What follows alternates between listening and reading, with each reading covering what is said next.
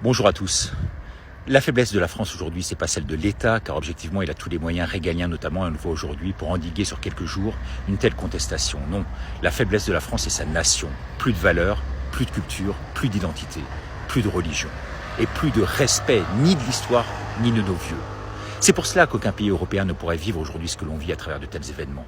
Car l'Espagne et le Portugal sont des nations, l'Allemagne est une nation, l'Italie est une nation, pour ne citer qu'elle. La Suisse aussi, la Belgique malheureusement beaucoup moins. La France n'est plus une nation, plus de culture ni de tradition. Elle n'est composée que de populations hétéroclites, bigarrées, qui ne s'entendent qu'autour du foot et de la Coupe du Monde et qui se détestent fondamentalement, crucialement, socialement, ethniquement. Tout cela a été bien voulu, entretenu par une caste bourgeoise née sous Mitterrand, reprise par Sarkozy, Hollande, et qui ont complètement dénaturé le pays à travers ce petit roitelet aujourd'hui à l'Élysée. Hier, on me disait ce que tout le monde semble dire, les racailles sont d'origine africaine. Mais comment se fait-il que lorsque vous allez au Maroc, en Tunisie, en Algérie, vous aurez sur place une paix royale et que pratiquement jamais vous n'aurez aucun problème de sécurité, même en étant blanc?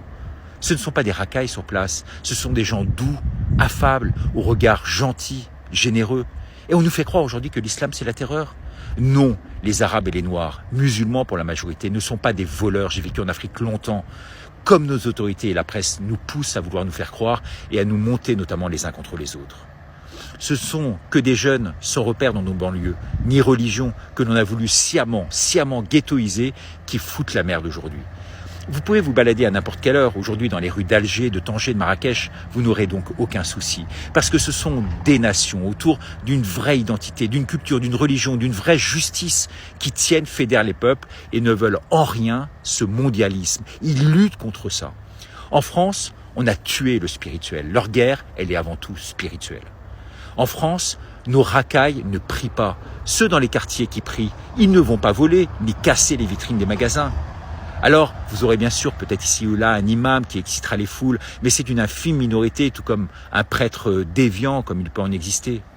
C'est donc la laïcisation de cette société française, c'est le manque de repères et de valeurs, ce sont les drag queens élyséennes, ce wokisme à la con, voulu par nos dirigeants qui souhaitent nous l'imposer, qui créent sous couvert de relents mondialistes et de GOG. GOG, c'est gouvernement d'occupation globaliste. Toutes ces fractures que l'on connaît en France aujourd'hui et nulle part ailleurs en Europe. Alors que faut-il faire? Eh bien, il faut reprendre la main au plus vite, reprendre le pouvoir pour imposer aujourd'hui nos vraies valeurs, celles que nos aïeux nous ont insufflées en se battant bec et ongle pour sauver nos vies. Eh bien, si vous êtes d'accord, partagez.